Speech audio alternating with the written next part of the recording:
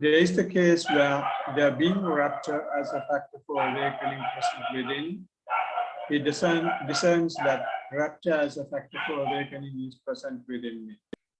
Or there being no rapture as a factor for awakening present within, he discerns that rapture as a factor for awakening is not present within me.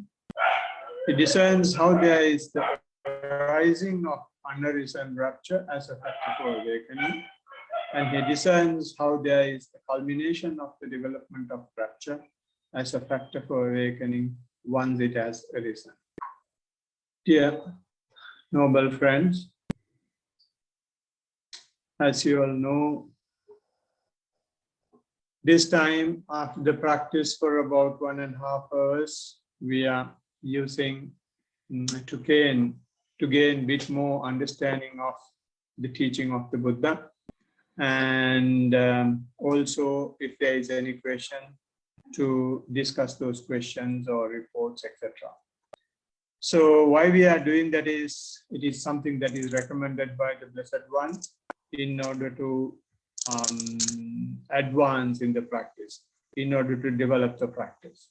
So for the discourse or for the listening supportive factor, we have selected this discourse of 4 foundations of mindfulness, where the Blessed One is giving his ideas or giving his instructions on how to be mindful of the body, how to be mindful of the feelings, and how to be mindful of the mind itself. Once that has been done, how you can be mindful of the phenomena, the natural unfolding of the nature that pertains to human beings, right? So we have discussed at least 80% or if not more of that discourse.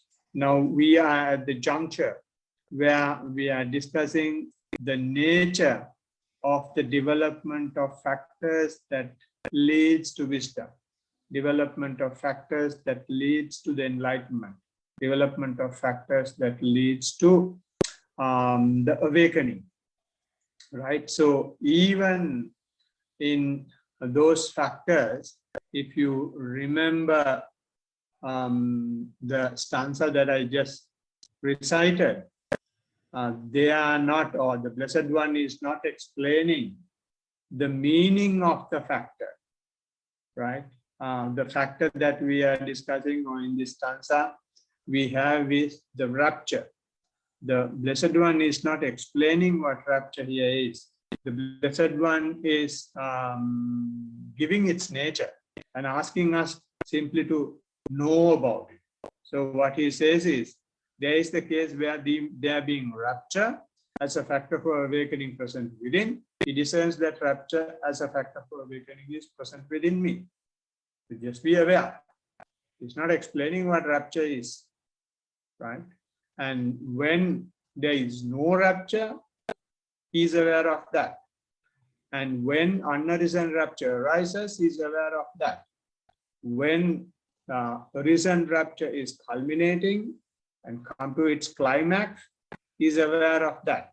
So in other words, what the Blessed One says is, even these factors for awakening are not something that will last with you forever and live happily after that. No, they also keep changing. But we have the usual expectation, usual understanding.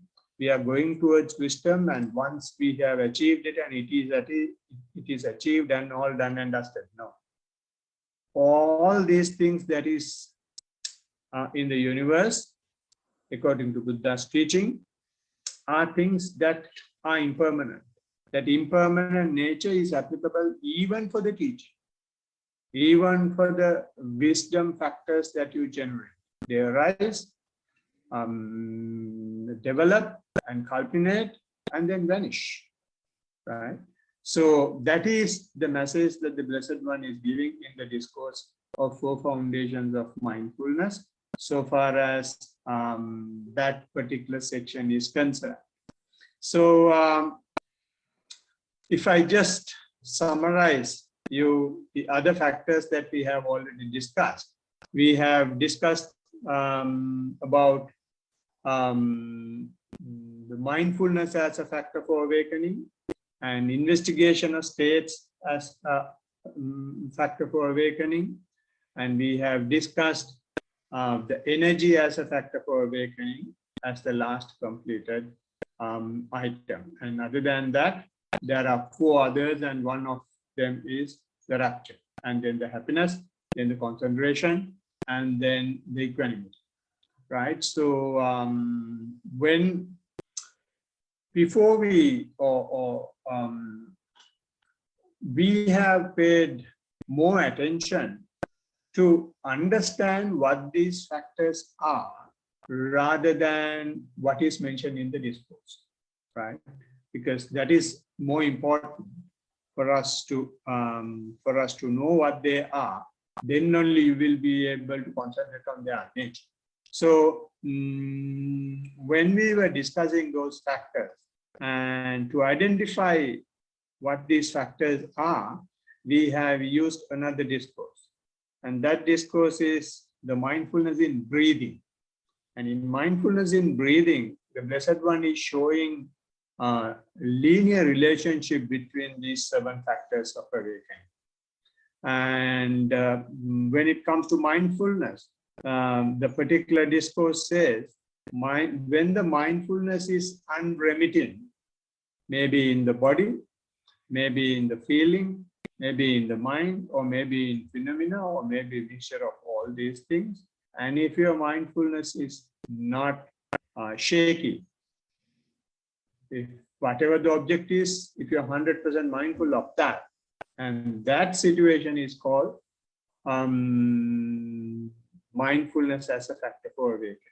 You're 100% honestly aware that your mindfulness is firm, right? And when that happens, the discourse says people or the practitioner will be able to see things that are not seen in the past.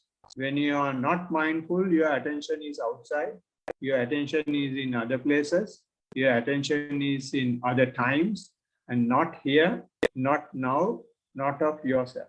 But when you have unremitting mindfulness, it is inward directed, so it is more introvert. So therefore, you are able to see of yourself, of the status of your physical process, status of your mental process, right? So therefore, the discourse says you may be able to see status, investigate status which you have not investigated or seen before.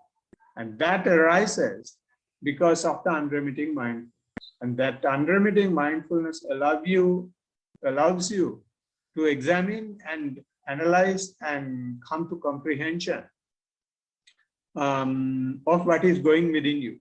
And the term that is used for that is the quality of wisdom with discernment, right? So you have never seen how your body works.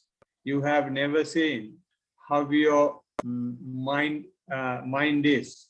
But when you have unremitting mindfulness, certain things you may start to see, and you may start suspecting them yourself when you see them, because you have never paid attention. But since your mindfulness becomes firmer and firmer, those things will come to light, and that firm mindfulness will let you to dwell into them and examine and analyze and comprehend what's going on, and especially with discussions and talks like this. And if you can do that, the Blessed One says in the same discourse, the one who examines, analyzes, and comes to comprehension of that quality of wisdom with discernment, tireless energy is aroused. For you to do that, you need a lot of energy. You need a lot of courage. You require a lot of effort, because you are seeing the universal particles. You are seeing the elements that are available in the universe within you, right? So it is not easy for you to just observe them. It's very hard. It requires a lot of effort because you're not used to it. So, but if that happens, and if you are tirelessly engage yourself with it, or not engage yourself with it, direct your attention to it, direct your energy to it, then the Blessed One says energy as a factor for awakening is aroused, right? And then it develops, and development comes to fulfillment when you do it over and over again. And we discussed that this is an evolution process. The energy is something that is mentioned 9 times in the past, right? So therefore it starts with something called four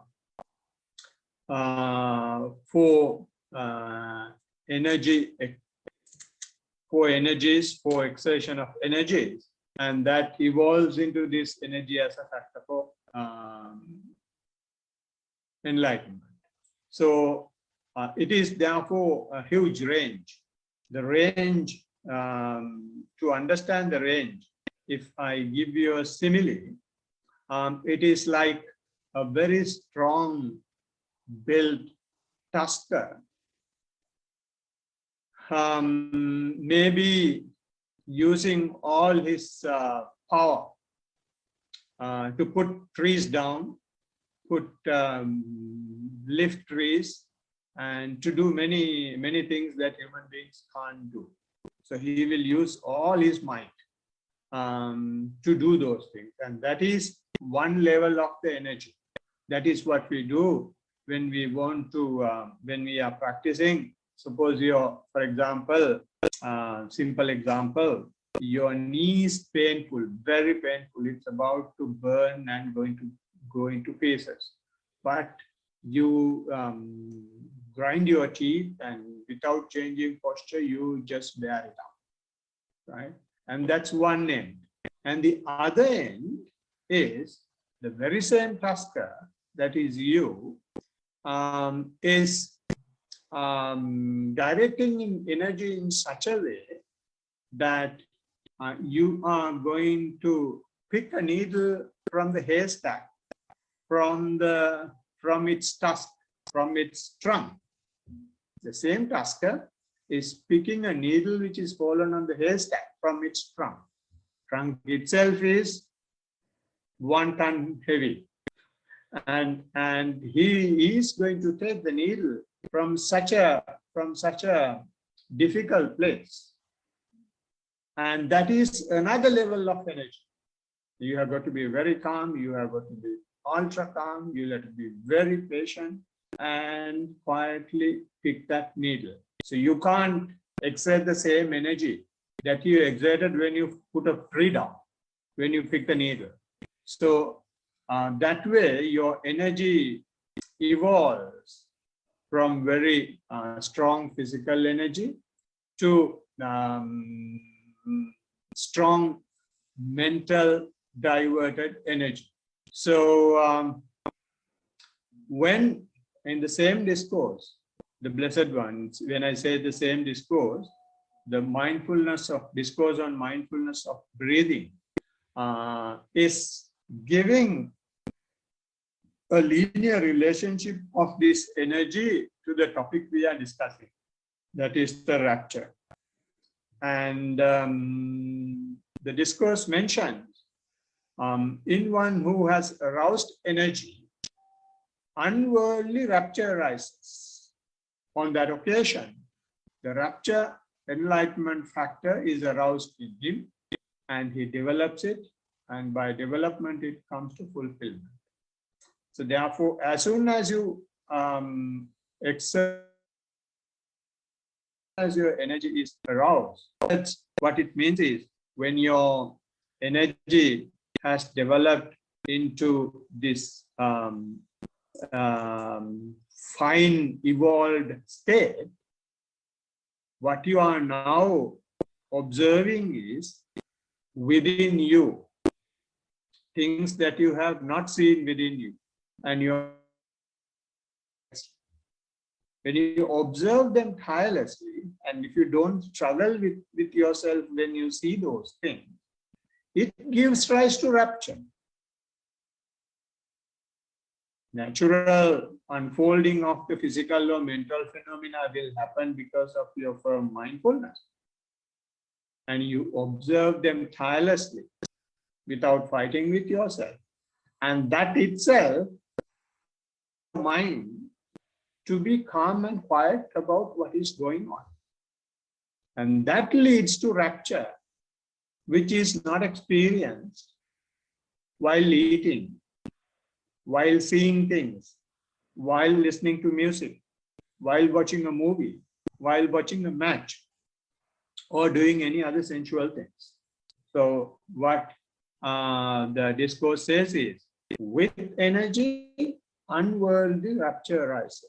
So we have discussed 3 stages, how this unworldly rapture arise in our practice, using absorptions. When we go on with our practice, there will have a situation, or there will have a state where we will be able to direct our mind to the object, maybe to your breath, or maybe to your walking, and that direction will happen by labeling the object. You may say, for example, while walking, you may say, when the right foot is moved, right. When the left is moved, left. And not only you label what is happening, you are also able to see the details of the process. When you lift the leg, what you actually feel. When you move the leg, what you actually feel. When you place it down, what you feel. When you press it down, what you feel. And to what extent those feelings you feel in your body and things like that, you are able to see. So in other words, your mind is directed to the action. And then since you have directed the mind to the action, you see more details of the action itself, or more details of your body itself, right? So therefore, what happens is your mind comes out of the sensual world.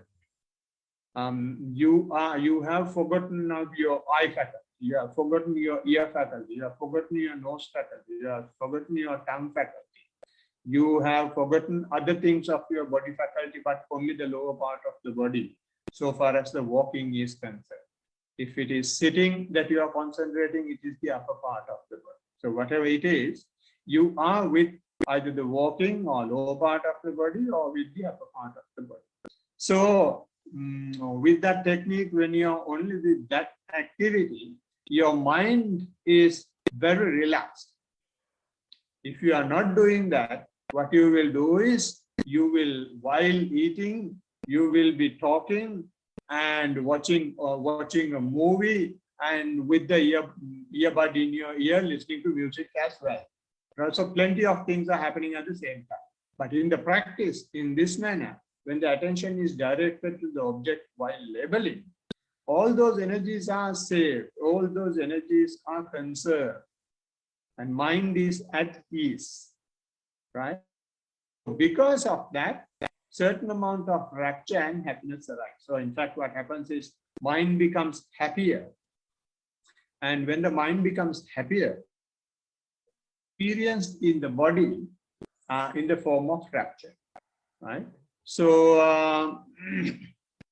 that is the first stage that we discussed last time. And then it improves into the second absorption.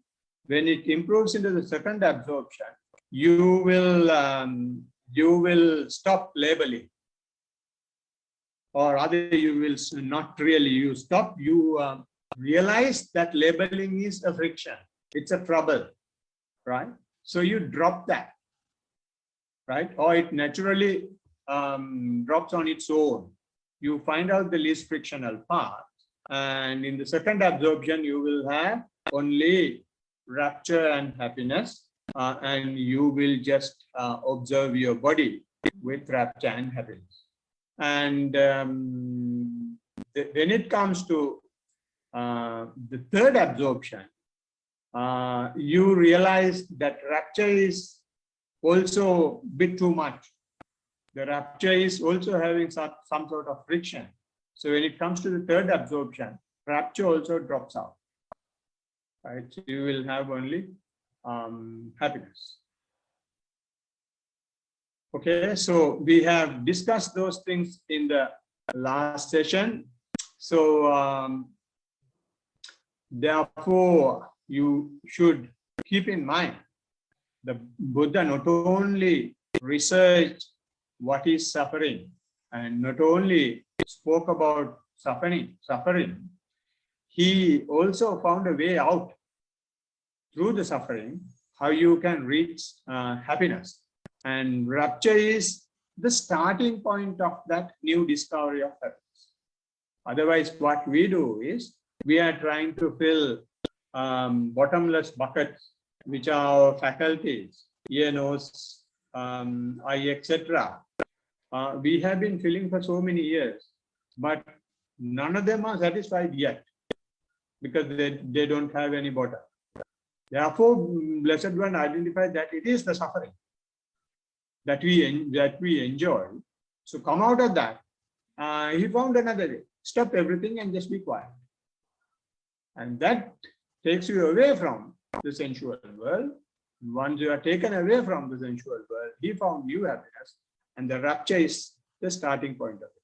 And he also discovered that the key for happiness is letting go, non-reaction or observation. That is what we do. That is what happens in the first absorption. You simply observe your upper body or the lower body and forget about the rest of the world. So you let go of the rest of the world.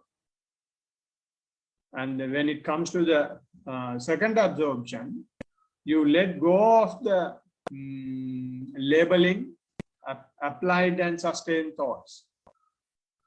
And when it comes to third absorption, you let go of even the rapture.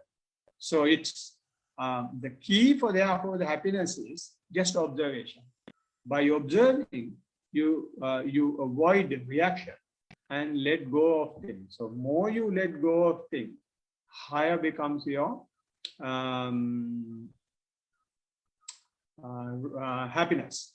And therefore, to do that, the motto I have is keep the mindfulness to the fore. That is the key that is given in 4 foundations of mindfulness. At the very beginning, the Blessed One says, keep the mindfulness to the fore, taking your body as the focal point to pay the attention to. If the mindfulness is in the driving seat, all these things will letting go will naturally happen. Non-reaction will naturally happen. Observation will naturally happen. So letting go is happiness when one is patient with the existing friction. So that is the most important. You let go of the existing friction, not that you just divert your attention away from it. Just go through that. If the leg is painful, yes, it is unbearable, but you drive your attention quietly, gradually to the epicenter of it. Maybe you are experiencing something that you cannot bear. Doesn't matter, you keep on doing that over and over again, over and over again, over and over again. You try to understand all the facets of how it happens, how it starts, how it develops, and how it vanishes away. And once it vanishes away, what happens? And then how long those things last, and how many times it happens in one sitting or one walking. And in that manner, you maintain your patience. And then existing friction, since you are patient, since you don't react to it, you will not provide fuel for that to develop.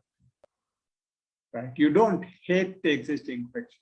So since you don't hate the existing friction, since you also don't love the existing friction, you are just like a spy and observing it, and it loses the fuel that is required to continuation. Right? So as a result, since your patience is always gradually taking away the existing friction, this so-called unworldly rapture, explained using jhanas and absorptions in the last session, will be the result.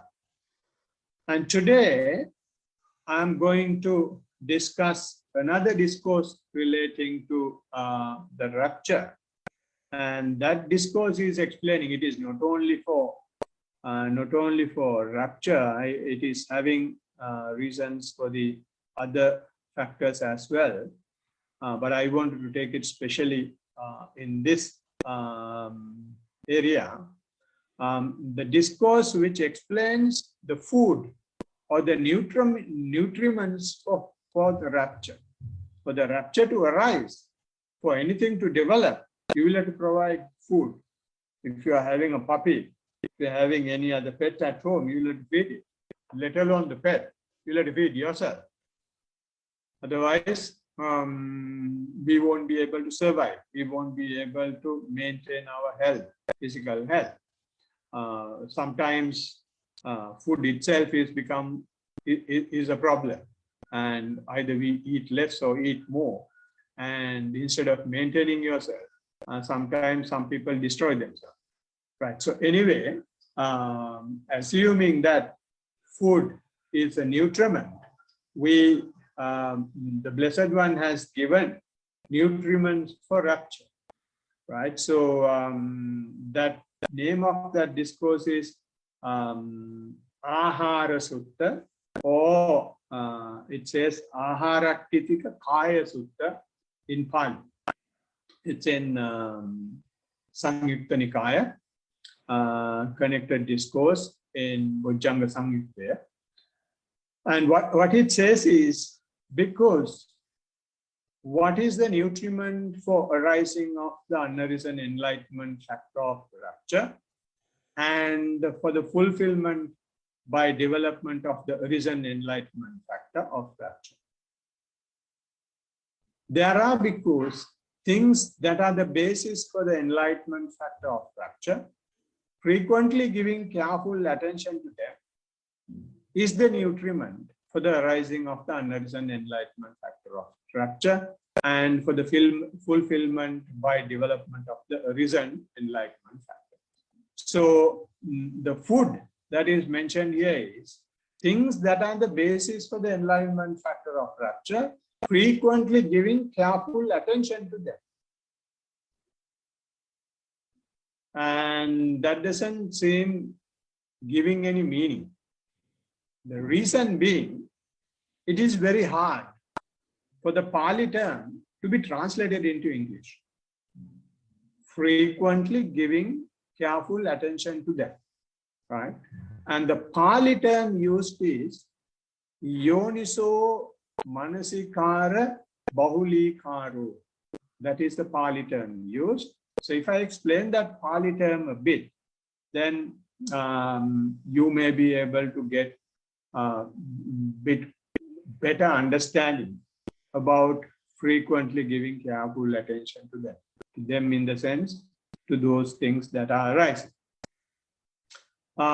This is one word. This is one word. Yoniso Manasikara Bahulikaro is one word, and it has been coined using three words. First one is Yoni, and the other one is Manasikara, and the other one is Bahulikara. Yoni means the beginning, or the beginning of the arising, or the beginning of the knowledge. The starting point is the meaning of Yoni, right? So this is very important, because in practice, the beginning keeps changing all the time. When you observe your in-breath or out-breath, you see your in-breath as a beginner. But after some time, when you keep on observing, the point at which you perceive your in-breath keeps changing. Because when an in-breath is happening, it is happening like the sunrise. It gradually comes up and then comes to the climax, and then it goes down. So it is like a bell-shaped curve, right? So when we observe the in-breath, as a newcomer, you will observe the in-breath only when it is gross. But when you keep on advancing, you will be able to observe the starting of the in-breath early. And you will be able to observe a subtle in-breath before it comes to a gross level or to its maturity. So therefore, as a beginner, you knew the in-breath starts when it is gross or when it is perceivable. But when you advance, you start seeing beginning is much earlier than what you thought and what you saw as a beginning. So beginning, one may observe in the first few seconds or minutes of the practice session may be different when the session is progressing as well. That is why in our sessions, the Blessed One in the 4 foundations of mindfulness, as well as mindfulness in breathing discourses, the Blessed One says, when you start the observation, you may see long breaths, and then you may start seeing subtler breaths. And when you observe the subtler breath, and it will go even, it becomes more and more shallow, and you may be able to observe the entire body instead of the breath. Because what the breath does is, if you observe, it goes to your body and helps function the entire body, blood circulation and food digestion, heart pumping, and all these cells are active after that. And so with this breath, what you simply do is you drive your attention to the body. So you are seeing a new beginning now. It's not the beginning that you have seen as a newcomer or that you had at the start of the session. It is going to a deeper layer. So this is why we say this yoni, or the starting point, is changing in the practice all the time. So once you become an advanced practitioner, you will be able to see gross breath or the gross state, and then subtle state and subtler and the subtlest, and sometimes you may observe instances where you cannot see a beginning at all. So the beginning or the yoni, one may observe as a newcomer, is different, therefore, to that of an advanced practitioner.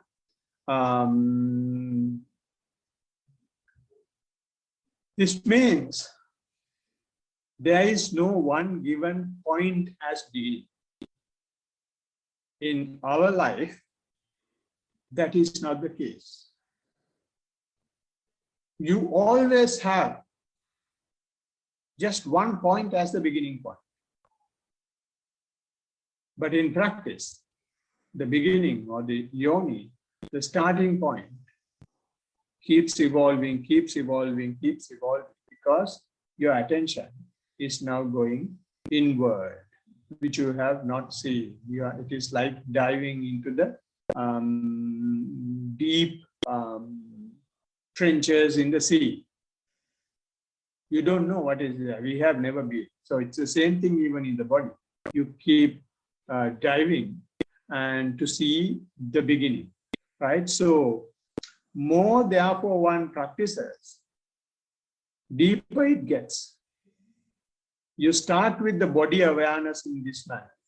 So when the attention comes to the body, you may see how the body works. You may see different facets of the body. When the attention goes into the body, as you know, this body is made of the 4 basic elements, earth element, water element, air element, and the fire element. And their nature will start coming up. You may start feeling warm, you may start feeling cold, you may start feeling shaky, shivering, or falling down, or slithering down. A lot of things may happen. So when those things happen, and some people even may feel very tight, when those things happen, if you have some mental attitude towards them, if you like them, then you will be happy. If you don't like them, you will be unhappy, right? So this liking and disliking of the basic nature of your body is called the feeling. So therefore, what happens is, when your attention goes deeper into the body and see those things, your mind starts to get activated by way of liking and disliking.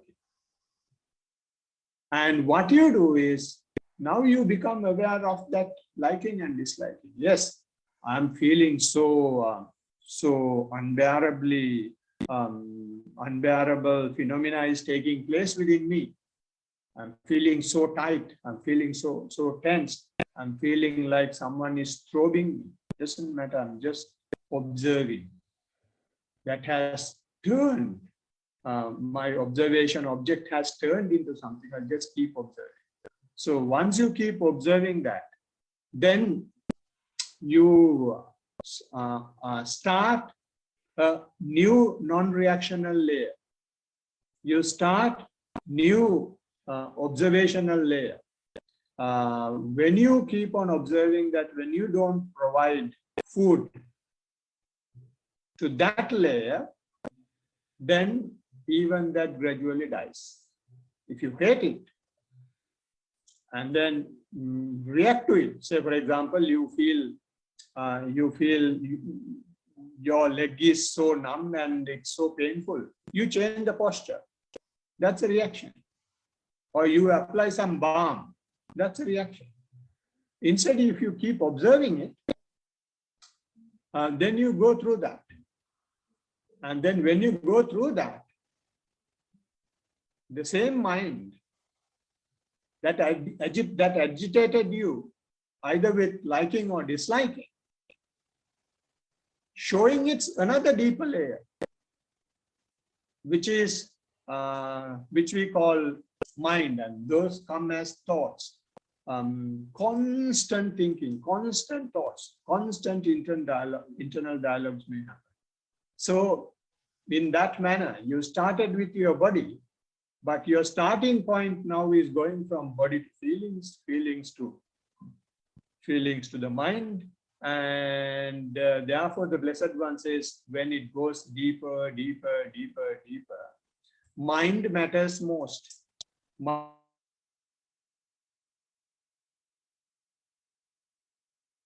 Master the body, once you master the feeling, Blessed One has found that everything is done by the mind, because of the mind. Mind is the forerunner. So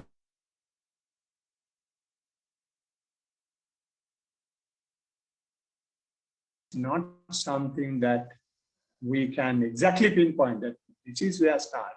It keeps changing for the same individual when you advance in the practice. So therefore, some advanced yogis, when they just come and sit down, they don't feel the breath at all. They start already at a higher point, right? So that is very natural. And the manasikara, the second word is manasikara. Manasikara means attention. That to take that attention, in order to cultivate that attention, initially, usually newcomers, what they do is they use a technique. The technique is called labeling, right? While walking, you label right, right, right, right, left, left, left, left, so that you gain attention. You cultivate attention. Not that you have got to do it all the time and every time as a practitioner. No. It's only at the beginning. But if you are able to maintain attention without labeling, then that's fine. There are this labeling is beneficial as a beginner, therefore, and when not only just as a beginner, when a new phenomena arise, also it will be important, because you keep observing without labeling, you keep observing your breath without labeling, but something that you have not experienced before is coming out. And if you want to direct your attention to that, now start labeling again, not the labeling that you did before. You don't say breathing, breathing, breathing, or breathing out, breathing out, breathing out. If the new phenomena is, say, for example, tingling sensation, right? You can label it as sensation, sensation, sensation. If the new phenomena is throbbing, you can label it as throbbing, throbbing, throbbing. Or you can simply label it as feeling, feeling, feeling. Right? Just one word for the new phenomena. So therefore, labeling may be a useful tool for newcomers or for the new experience. So when the attention develops, you don't continue with it. One should try to minimize, or even if possible, completely avoid labeling and use mere pure attention. And this is where energy as a factor for enlightenment balances. We were talking about evolution of the energy. So energy starts with labeling, but you drop your labeling at some point when you are able to keep your attention to the object. So this is therefore the balancing act of the energy and the evolution of the energy. And the third term in Yoniso Manasikara Bahulikara is the word Bahulikara. Bahulikara, the translation given, English translation given is frequently, but I want to amplify it a bit more. It's very frequent, as many times as possible, as much as possible, as long as possible, you do it, right? So therefore, it's very crucial. Yogis usually in a hurry to get to the next step. So this is how we are being brought up. When you listen to a practice, okay, I did this. What is the next step? Next step is to do the same thing over and over again.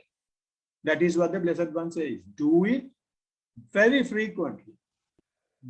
Take your attention to the point that you can bring your attention all the time.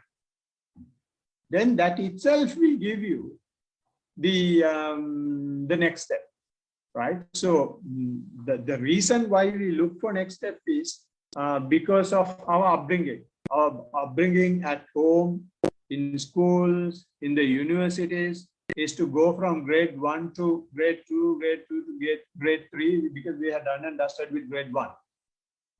And in the university, okay, from first year, second year, third year, and once it is done master's, once it is done PhD, and that is why we have progressive, identifiable, tangible steps.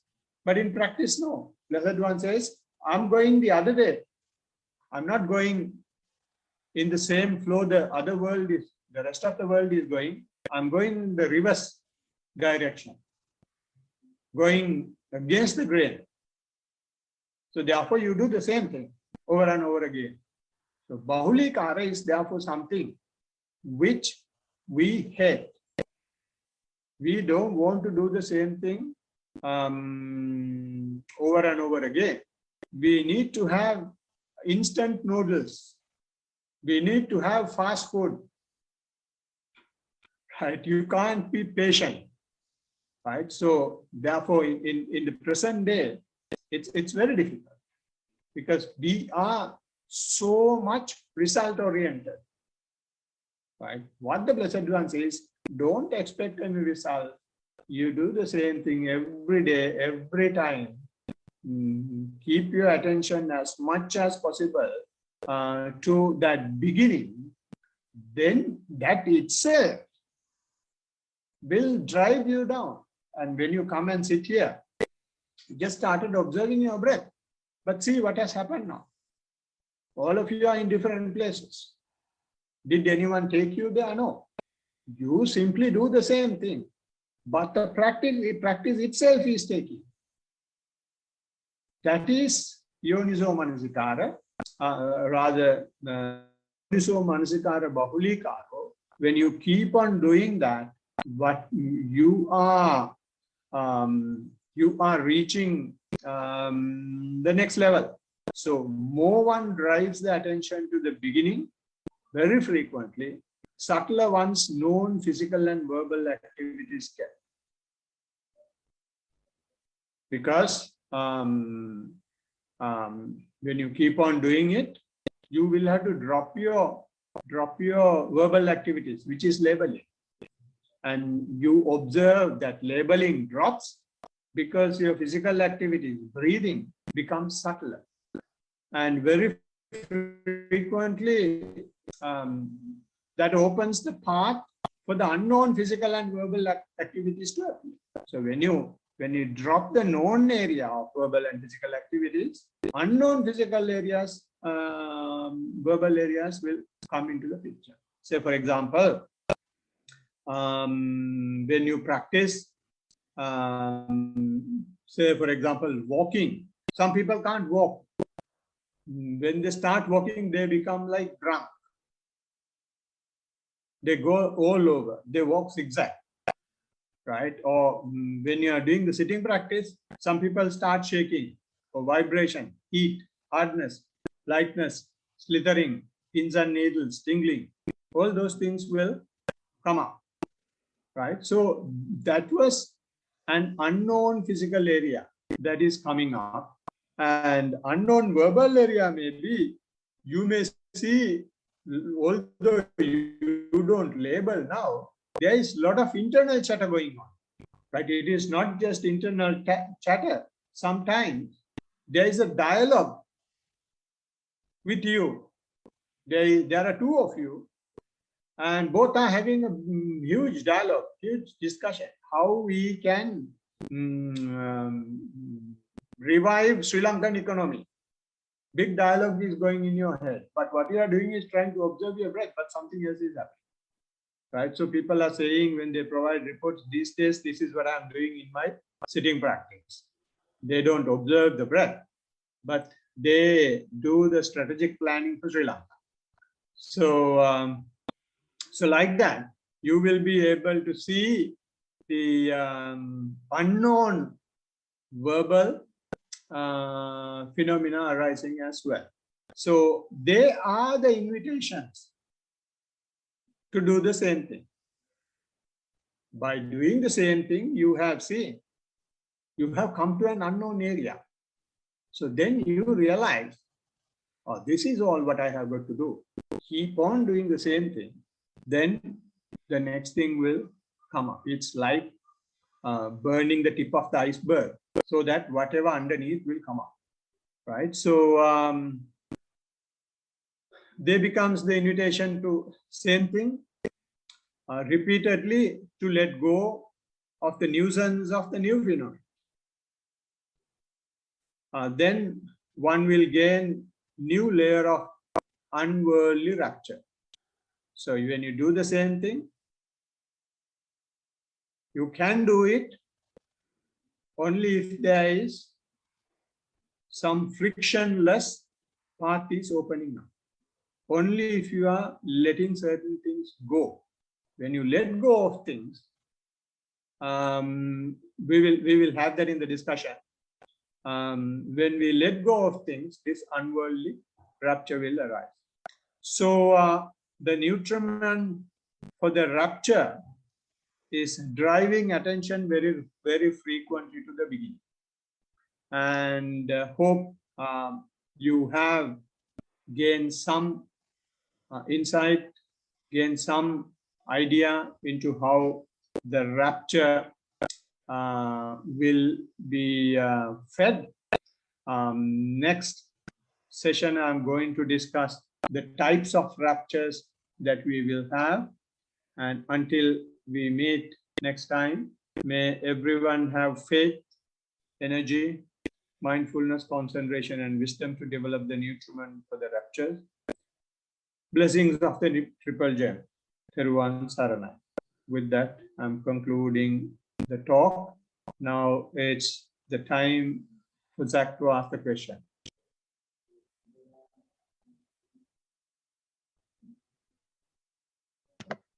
Thank you. You might have to unmute. Can you hear me? No problem. Yes. Good. So you mentioned that phenomena can happen, such as tingling and also shaking and walking in a drunk style. And also you were talking about a kind of rapture. Maybe that means joy, something like that. And so what happened with me is that I didn't have drunk walking and I didn't shake, but I started crying. And this is like similar to a disturbance. But then I started laughing, and then I was like experiencing this kind of joy. And then sadness, and then joy, and it's like the shaking part and the rapture are coming very quickly. So I wonder what you can say about this.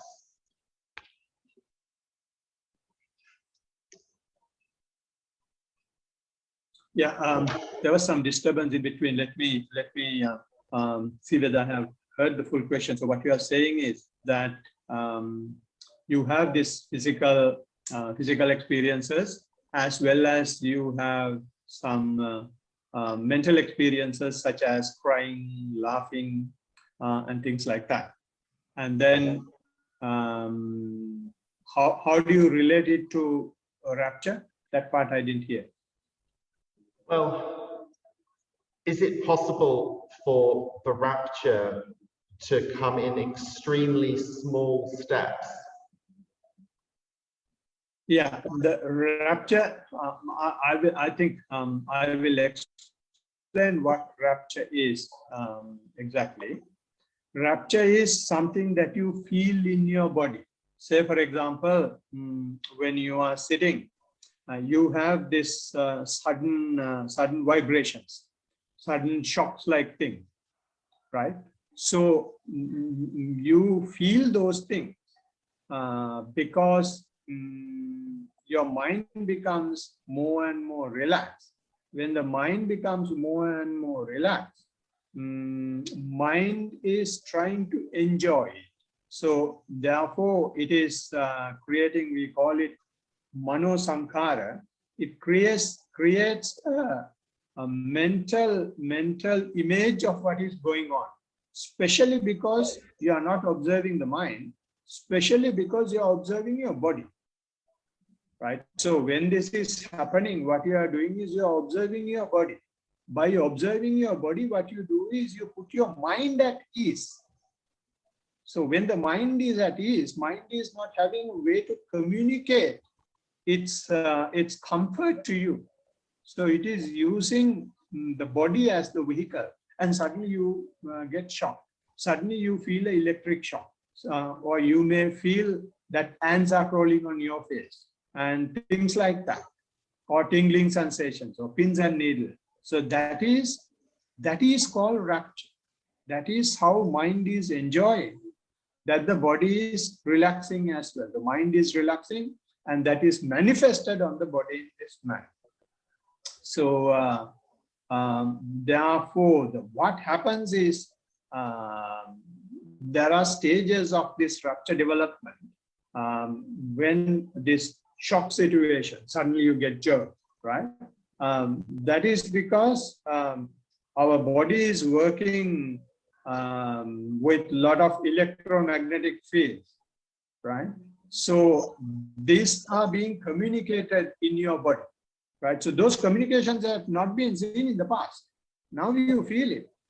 When you feel it, you feel like someone is electrifying, trying to electrify you, right? Someone is putting you into the current or burning you, right? So when these things happen, what we should do is do it over and over again and expect that it is going to happen, and try to see whether you can observe it without overreacting to it, right? I mean, I know we don't purposely do it, it happens, but when we get used to it, we can expect it, and you can more observe it rather than being part of it, right? So therefore you take a distance between what is happening and your observation. When you take the distance, it also becomes a normal thing. And it is important because the rapture is not the end. Rapture is the starting point of the happiness. And this rapture, the physical manifestation of the mental is physical manifestation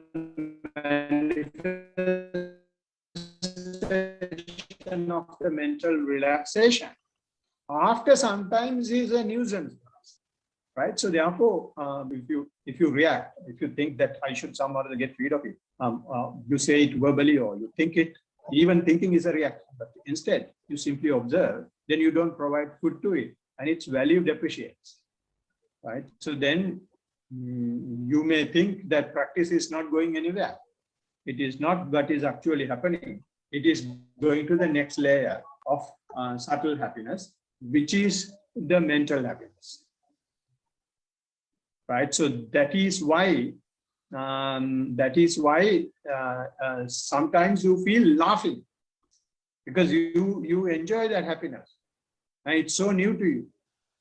So it makes you laugh involuntarily. And sometimes it becomes so emotional and you may feel pride. And I have had instances where I had to feel, where I was feeling I should scream as loud as possible. Because it's so much relaxing and so much of energy is being conserved and being let out. And we can do more if we shout or if we laugh very loud. Right, so those are the feelings that is how they are manifested. So the simple answer is yoniso manasikara bahulikaro. Do the same thing over and over again. Do the same thing. Thank you for your answer. I got the translation. Thank you. All right. Okay. All right. Anything else? All right, Bhante, and after some time, and I just want to give you a brief explanation, like what's I'm doing now, and I continue my practice like every day, 1 hour morning, 30-minute walking, and 30-minute sitting, and weekends. On Sunday mornings, like 1 hour sitting and 1 hour walking. During last couple of weeks, as you say, it's like my primary object, or like the focus point. Like it's really changed every day, and I can see like a lot of variations. Like it's nothing constant, and it's like a flow.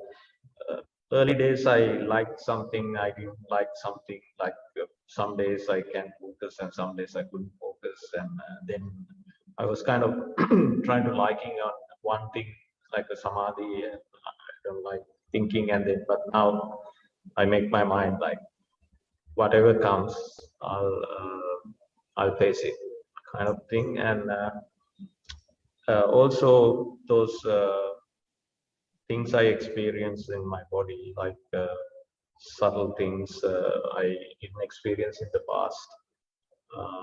I'm now realizing it's like perhaps it's for my anger. Like I can see a little bit deeper and connections, how my body reacts to different things, different situations, each and every day. And biggest thing is I have a bit of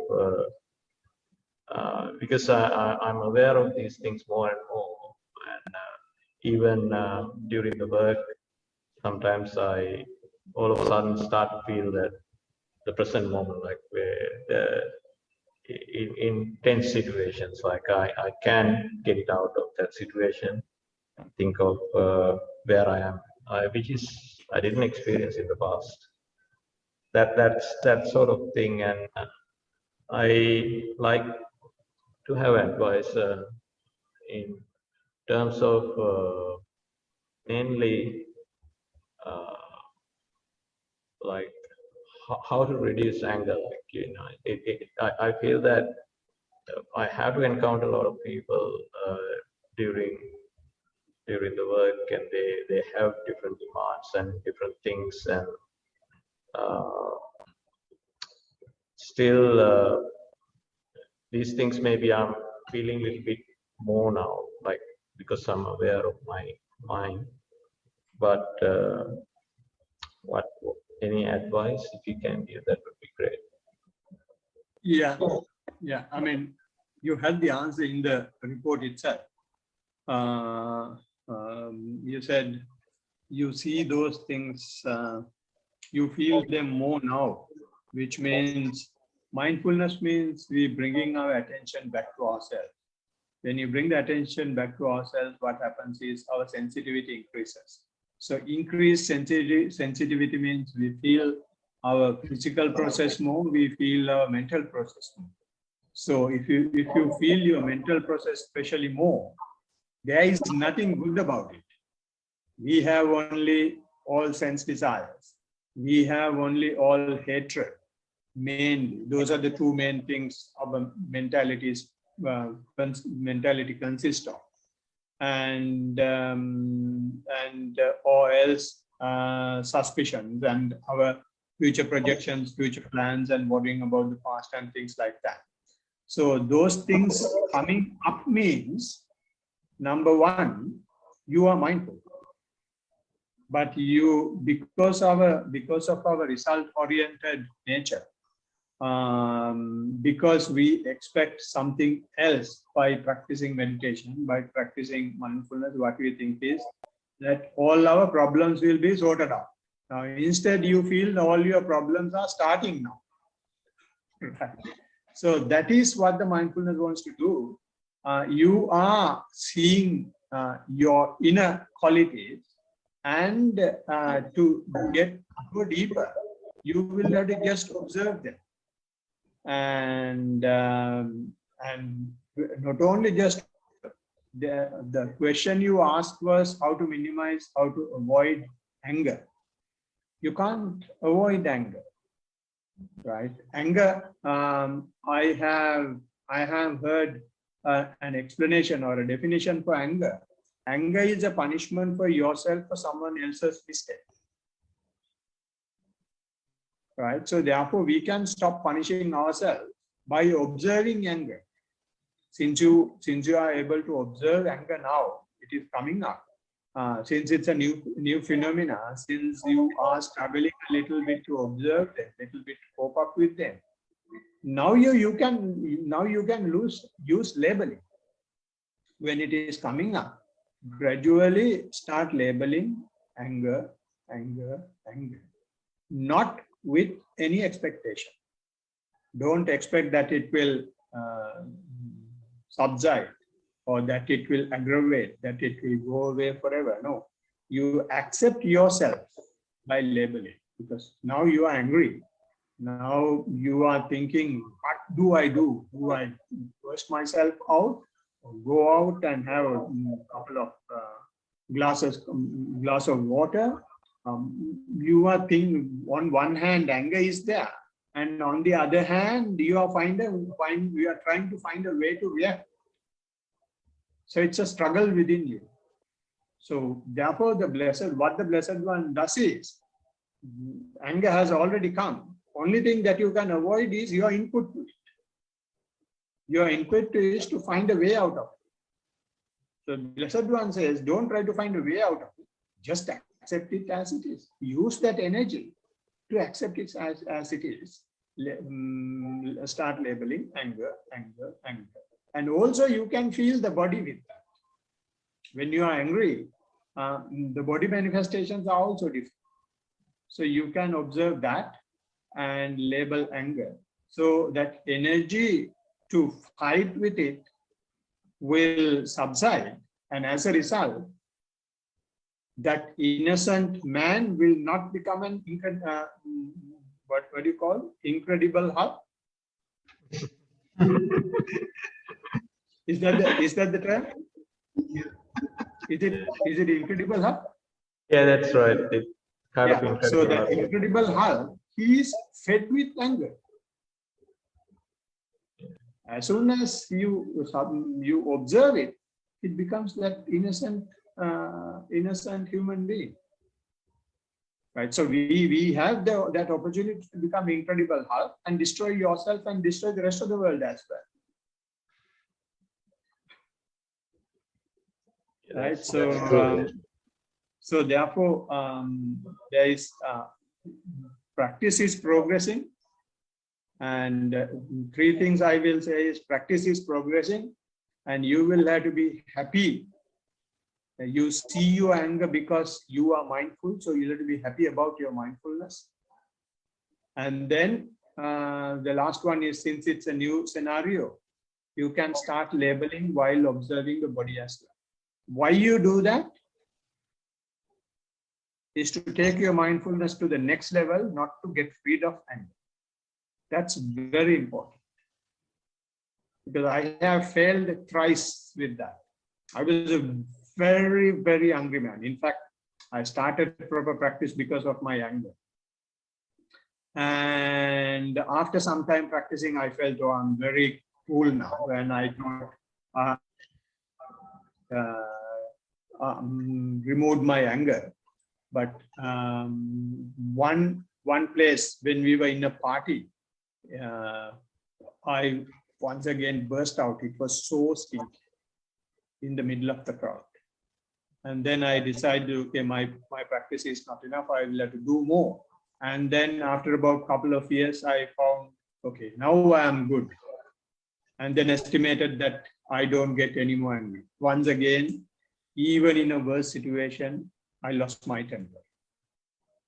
Right? So don't expect anything. Don't ever think that your anger has gone away. So now I am telling, I might get worked up anytime, so be careful. I always underestimate my anger. Anger. All right. So that's my comment about it. Thank you, Bharat. Everyone. Good evening, Bhante. How are you? Pretty good. How are you? I'm good, thank you. I can agree. Sometimes you have to monitor this anger business before it gets out of hand. Yes, it's observing anger. It's a common thing for all living beings. Yes, definitely. I had a question regarding, keeping mindfulness to the fore, and something I noticed is that, now that you try to be mindful of all the actions and things you're doing on a day-to-day basis. For instance, I used to have a very big sweet tooth, and it was not a problem for me to finish a whole packet of chocolates, let's say, or chocolate biscuits or something like that. And now it's like I can have one biscuit, even maybe a bite out of a biscuit, but that same sense of sensory overload, or very, very strong pleasure is not there anymore. No matter, I could eat the whole packet, but I won't feel that same way. What sort of should be done, or what should be thought if that sort of thing is happening? I didn't hear after what should be. So when you keep, just being aware of that, is that all that should be done, or should anything be thought more about why we're feeling this way? No, it's just observation. Okay. Because by observation, we take away our usual mental process. We change our usual mental process. Usual mental process is you have some feeling, and then you identify that feeling as a perception, and then you start thinking about it. Oh, it's nice, it is pleasant, or it is unpleasant. I should change it. I should get rid of it. I should remove it. I should minimize it. If it is unpleasant, or if it is pleasant, I should have more. I should have something for my partner. I should have something for my parents. I should have something for my friends and all that. And we start thinking. And then after that, what happens is it is not only there, then it goes further, and you will develop more new thinking onto it. And then it becomes, you completely conceptualize. Can't we, instead of, every week going shopping to buy those things, can't we have this in an efficient way? And then you start thinking of another efficient way of doing it, another cheaper way of doing it, another faster way of doing it. That is how the world is running. That is how the world is developing, people call it, right? And that is the progress, people call it. And all these are mental proliferations, mental conceptualization. All what we do is feed our sense faculties. We eat, drink, live, produce our own kind, and die. That's all what is happening. And to do that, we are finding better and faster and efficient and quick and cheaper ways. And that is mental proliferation. That is the usual thinking. That is the usual life. But now what we do is we simply observe. When we observe, we lose the very same taste that we had in the past. So the Blessed One is having a term for it. Blessed One says it is moral shame. We develop moral shame. That's the immediate result of being mindful. And if it is a bad thing, you will have, if it is something that is not acceptable in the society, you will also have moral fear. But eating a biscuit is not to have any moral fear, but you have moral shame because you are mindful of it. You know that we are taking more than what we want, and we never say enough to this. Now, because of mindfulness, the word enough is coming to the picture because you are not indulging into it. Not quite sure whether I provided anything. No, that's good. I think eating a biscuit only becomes a moral fear if it's the last one in the house, and then other people have something to say. The last question I had is, I guess it ties into the way that sometimes the message is delivered. Why is it that, I'm not sure if it's a cultural thing, perhaps, but if you listen to Sri Lankan monks, the way that they speak is more stern or disciplined. Whereas if you get a Western monk, they might have a softer approach to things.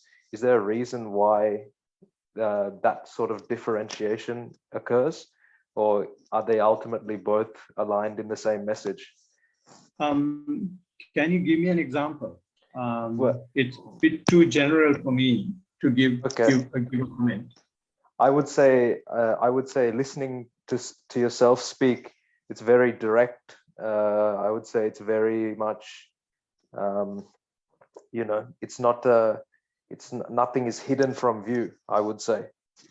Whereas when someone else, you know, you can find all sorts of different monastics that might speak on matters. They come and they might discuss things in a softer tone. Does that make any sense? Or yeah. Now I sort of understand where you're coming from. The reason for that is simply mindfulness. Number one, when you are mindful, you are practicing Dhamma. If you don't practice Dhamma, you will have to talk about Dhamma from the book. So you are talking something which is not yours. Then you will have to be very careful of what you say, and you will have, I mean, even when we speak, we take the references from the Buddha, but we relate it to the practice. But they also they don't relate it to the practice. They are producing that as an academic presentation. So therefore, most of the time, the answers that they provide will be academic and not practical. And say, for example, this question of anger. If you go and ask monks, most of the monks will say, count 1, 2, 3, 4, 5, or practice loving kindness, or get away from the place. They are just hiding away, just escaping the problem. But the Buddha says, go and fight. Don't be afraid of anything. If you are my son, I faced people like Angulimal. I faced animals like elephant Nalagiri. So can't you face your own anger? That is what the Buddha is teaching. And when you talk with the practice, practicing people will be able to relate. The people who have that inner quality of the practice will be able to relate. We call it Pingwat Pudgal. Will be able to relate. Meritorious people will be able to relate. But just only faith kind, they will just come and say sadhu sadhu and give $50 or $100 and go home. They don't want to practice. They are so scared of the practice. So it's so therefore when we talk, we don't have any soft voices. We have all thuggery voice. Okay. Thank you for that. Thank you very much. Thank you. All right. Chatu. I ask something? It's mainly a comment. Yes. So it was a really good explanation you gave for rapture, because I didn't know until you gave that explanation what it was. So it was very good. I don't know whether I'm dropping out or you are dropping out. Can you hear me? I didn't hear Peter. Can you hear me now? I'll turn off my video. Maybe this will help. Is it better now? Can you hear?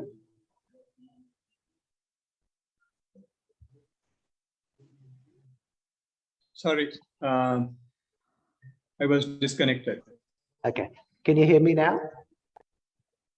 Yes, I can hear you now. I didn't hear a thing. Okay. All right. So you gave a really good explanation on rapture.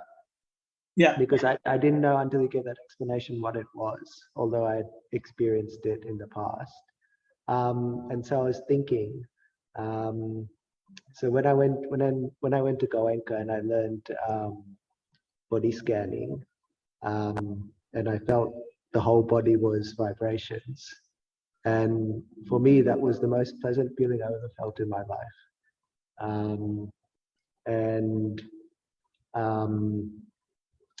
I guess it was dependent on me scanning the body, so there was a cost for it. And although it was very nice, I felt that it sort of led nowhere. You're just like, okay, cool, I'll do this and I'll be very happy and blah, blah, blah. And then I'll get up and go and then I'll have to come back and do it again. So it's sort of like a drug. And then I was just thinking about, I was sitting down just before and I wasn't doing anything and there was a pain in my leg. And I wasn't doing anything and I went through the pain and I felt rapture or pleasant feeling. And there was no cost for that. It was just dependent on me doing nothing. But this doesn't happen to me very often. Let's say rapture when I do nothing. Whereas I can definitely do certain things and gain lots of rapture. So I guess my question is, did I miss out by not pursuing rapture? Because going can do lots of that. So those people will feel a lot of rapture, but I never went down that path. Did you say, did I miss out something you said? Yes. Did I miss out? Miss out. Miss out of anything? That's the question. Yes.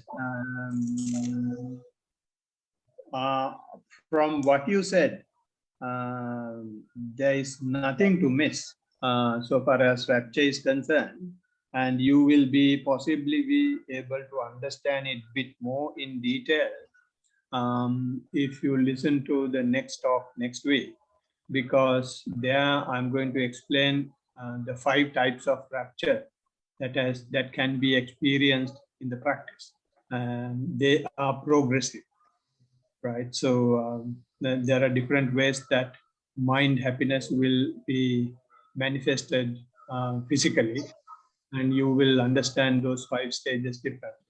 But sometimes these are very attractive and people tend to make that the end. No, that is the beginning of the wisdom. And what happens, only reason why you understand, why you observe it is to realize the friction in it. Right? So therefore, there is nothing to lose. Only thing is, if you have rapture, just be aware that you are in rapture. That is what the discourse says. When the rapture is present within, I am aware. He knows, he discerns that rapture is present within. And when it is not there, don't cry. Be aware that it is not present within. And also you said it will go away and come back. And just when it comes back, observe it a bit more close. Then it will culminate. Culmination of that means, as breathing subsides, rapture also subsides because it's a physical phenomenon. So when this was manifested by the mind on the body, because certain things that we experience are not actually happening in the body, but that is how the mind is reading, that this is how your body is, right? So when the mind is observing more, it becomes more and more relaxed. Then this mind projection of the body manifestation itself is a problem for the mind. So then it gradually, slowly drops that also down. So that is the only thing that happens when you keep on observing anything. That is what happens when you are mindful. The intensity of anything subsides. So ultimately, you become more like an observer only, not affected by things. Thank you. It was a good answer. Can I ask a follow-up question? Yes. So people who do or who experience formless absorption, so they don't, I guess they don't experience rapture because it's formless. So they don't necessarily go through that sort of rapture at all. They can just be, if I understand correctly, because it's people go through rapture, but they don't know that it is rapture. For someone to understand rapture, after going through rapture, maybe after years, by listening to a talk like this, you will understand this is rapture. Otherwise, people go through that. You are asked to observe. So a new phenomena has arisen. You simply observe it. That's all what you do. There are no labels when it comes. And as you said now, It was the best experience that you have ever had in the practice. But it never came with the signpost. You are passing rapture now. It doesn't say you are passing first absorption, you are passing second absorption, now you are in the third one. No, there are no labels. Just simply keep on observing. When you keep on observing, it will go on that path. And no need to know as well. But when you know these things, you become more and more energized. And you definitely know that you are on the path. These are not things that just happen to me. These are happening to anyone who practices. Thank you. You're most welcome. All right, so I think there are no more questions. Is there anything? No. All right, okay. Right, so we can conclude the session of this fruitful discussion. And to do that, we can transfer the merits that we have generated today from the practice, listening to the talk and discussion about our own practice. And to do that, we can chant the usual stanzas. By chanting the usual stanzas, not only we transfer merits to the other beings, we transfer to ourselves as well, those who are involved in it, because you not only just practice for yourself. This is how the dispensation has continued for more than 2,600 years. So you are doing a tremendous job in that regard. And there are a lot of people who are engaged and investing their time, money, and energy in these activities. So may this merit be with them as well, and with our departed relatives in any of our previous lives. So to do that, we can chant the usual stanzas.